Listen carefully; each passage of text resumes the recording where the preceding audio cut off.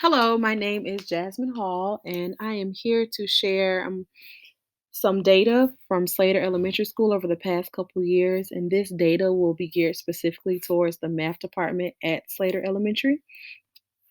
The purpose of this presentation is to review the math results on the Georgia milestones for third through fifth grade math students, examine possible reasons for growth and/or regression, and also to evaluate changes in the school demographics data.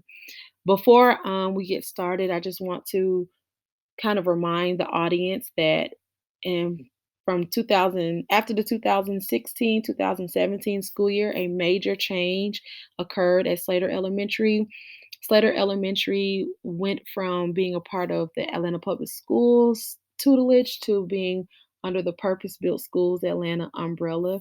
Purpose Built Schools partnered with Atlanta Public Schools to form a partnership to take turnaround schools and failing schools in the state and kind of bring in extra staff, extra curriculum, and have a little more autonomy to change the schools' demographics and academics, and hopefully turn things around for the better. So, as I present today, I want you to keep that in mind as we look at the changes that occurred over the past couple years with our data, especially from the 2016 school year to the 2017 school year.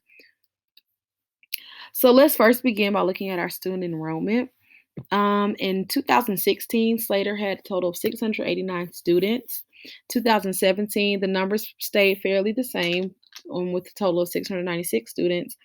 But after that 2017 school year, we see a major drop in student enrollment with only 564 students enrolled at Slater. Now let's take a look at our student population by ethnicity. 96% of students at Slater in the 2018 school year were Black.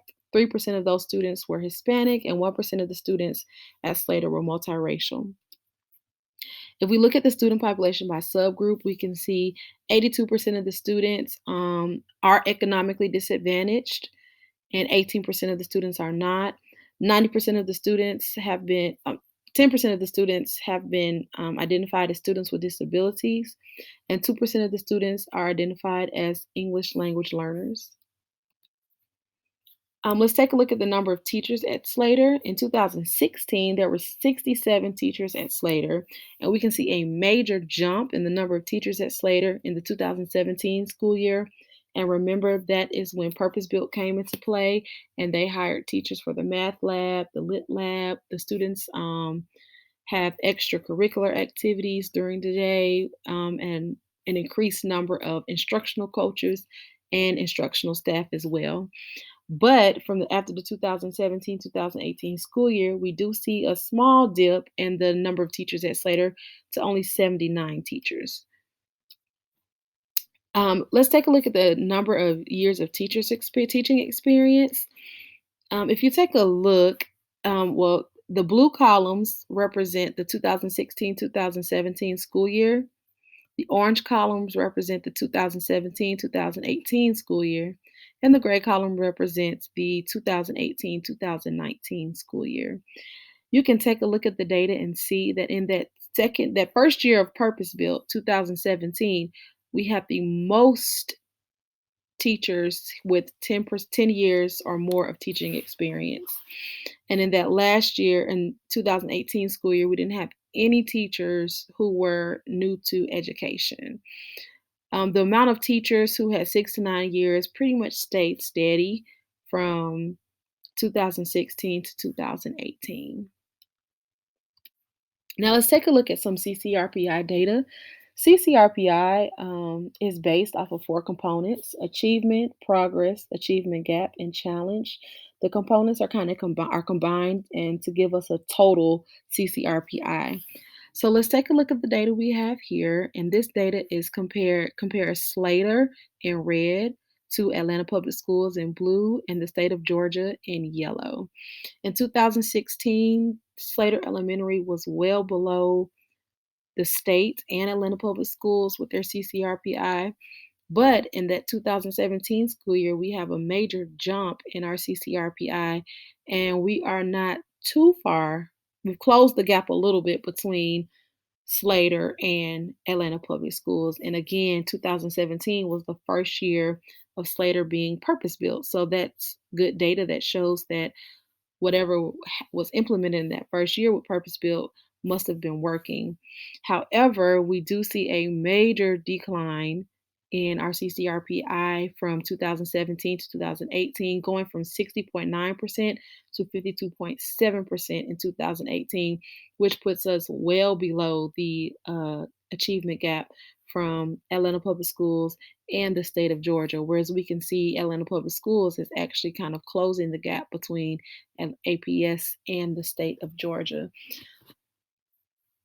So we can see something must have happened from that 2017 school year to that 2018 school year. Now let's get into our math for our math audience. I've put together a graph of the content weights by grade level for math. In third grade, on the Georgia milestones, number of operations is the heaviest weighed with 35%, followed by measurement and data. Bring then operations and algebraic thinking with 25% and geometry with 10%. For fourth grade math, number and operations with fractions is the heaviest weighted, and number of operations in base 10, operations in algebraic thinking, and numbers and measurement and data are the same on the Georgia milestones with 20% and geometry with 10%. And for fifth grade math, we have number and operations with fractions being weighed the heaviest as again from fourth grade to fifth grade. Next, number and operations in base 10 with 25%, measurement and data with 20%, geometry with 15%, and operations and algebraic thinking with 10%. Now, let's take a look at the milestones data, and this is specifically for mathematics achievement. The blue column represents the percent of students who were performing at the beginning level in 2016. Here's the developing level for 2016 2017, the proficient level for 2016 2017, and the distinguished level for 2016 2017. The milestones data for the 2017-2018 school year will be in orange, and the achievement data for the 2018-2019 school year is in gray. And again, we kind of see the same trend going from the 2017 school year, where we have a kind of a jump in the increase of students in the beginning level from 2016 to 2017 and a decline in student achievement from 2016 2017 developmental level. However, the student proficiency kind of stays in the same ballpark. In 2017 to 2018, the data is exactly the same, and the number of distinguished students is weighing about the same from 2016 to 2018.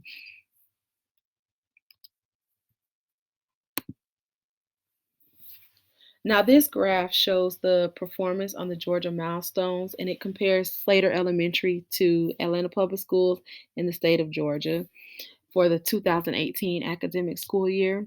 And if we take a look, Slater Elementary has 47.8% of its students performing in the beginning level for mathematics, and that is well behind the percent of students performing in beginning for APS and the state of Georgia. Our number of students that are performing and developing is not too far behind Atlanta Public Schools, and we're right on track with the state. However, if you look at our number of proficient students, we are very behind with the percent of proficient students for compared to Atlanta Public Schools in the state of Georgia. And our distinguished students are even further behind in closing that achievement gap with only 1.5% of students performing. Okay, so let's take a look at our milestone scores for our students with disabilities, or SWD students. You can see that in 2016-2017 school year, we had 85% of our students performing at the beginning level, and a small decrease in that number from 2017 to 2018. In 2016, 12.4% of our students performed at the developing level. And in 2017, we do see an increase with 12.7% of our students performing in the developing level. Now let's take a look at the proficient data. In 2016, 2.6% of our students performed in proficient. And in 2017, 4.3% of our students performed in the proficient level, and that is great gains, especially for our SWD population. Now, some of the strengths that we could recognize in our data, there was definitely an increase in student with disability performance on the mathematics milestones. And certainly there were strategies put in place in that 2017 school year that led to some successes. Now, some weakness I noticed in the data, there's definitely a decline in student enrollment, a decline in teacher retention, a decrease in the school CCRPI, as well as a decrease in our overall performance with our Georgia milestones. Some questions and next steps I have for the staff. What worked well during that 2017-2018 school year? Because we did see some gain and some progress in that school year. And after that school year, we do see a decrease, significant decrease in student enrollment as well as teacher retention. How can some of the strategies used for the success with the student with disabilities be transferred to our general education students? Because we did see some success with our SWD students in that Georgia milestones, what strategies can we put in place for our general ed students that may also be successful for them? And lastly, what could be a cause for the shift after the 2017 school year? What happened to make our student enrollment drop? What was the cause of teachers leaving and not coming back for an additional school year? What was the cause for the decrease in our data? There was a shift that happened there, and we need to figure out what could be the cause for that instructional shift.